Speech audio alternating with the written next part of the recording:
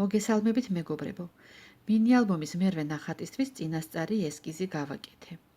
ჩემი მიზანია დინამიკის, ანუ კომპოზიციის ელემენტების ერთგვარი მოძრაობის ჩვენება, რისთვისაც ეს სტილიზებული ფოთლები და ხილი მარჯვენა მიმართულებით რკალისებურად მოვხარე. მთელი ეს კონა თითქოს სადღაც ზევით სივრცეში მიისწრაფვის. ამ ესკიზის საფუძველზე კადრს მიღმა სრულყოფილ კომპოზიციას მოვამზადებ და შემდეგ კონტურსაც შემოვავლებ.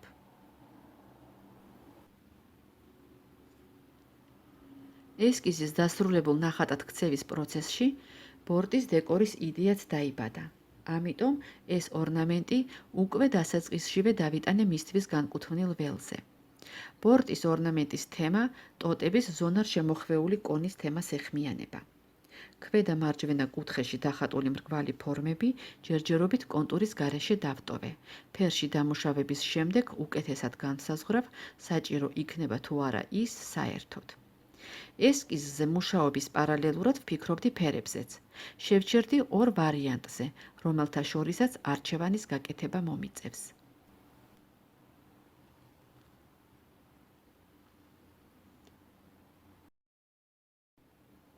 ესაა ნიმუში, თუ როგორ გამოიყურება ნახატის ფრაგმენტი შავ წითელ ნაცრისფერისა და მწვანე ვერცხლისფერ მუქი წითელი ტონების ნაკრების შემთხვევაში.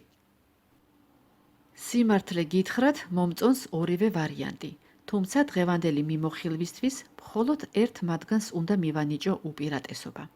წითელი ხილი შავი ფოთლების გარემოცვაში ძალიან ფანტაზიურია. მოშინდისფრო ნაყოფი მწვანე ფოთლებს შორის კი უფრო ახლოსაა რეალობასთან. თუმცა სტილიზაციის გამო არც ეს ვარიანტი იქნება სრულად მოკლებული გარკვეულ ფანტაზიურობას. ვიფიქრე და ბოლოს ასეთი რამ გადავწყვიტე.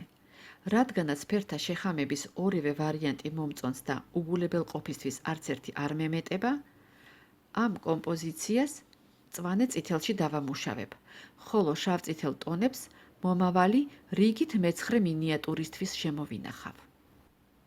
დაფერვის პროცესს ფრაგმენტულად გადავიღებ და მალევე ვნახავთ, რას მივიღებთ შედეგად. მოვამზადე საჭირო ფერის ფანქრები და მუშაობას შევუდგები.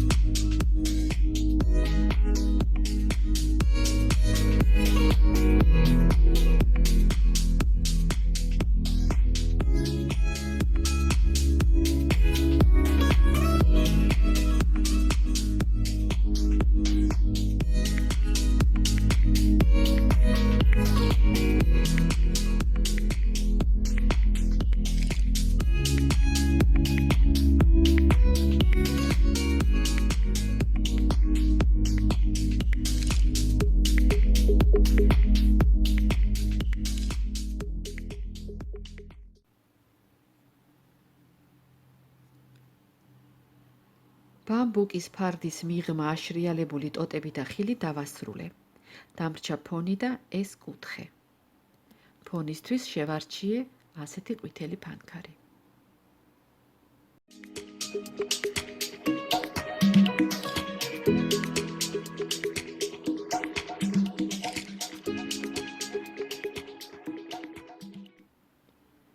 სფეროსებური ყვავილედებისთვის ასეთ მწვანეს მოვსინჯავ.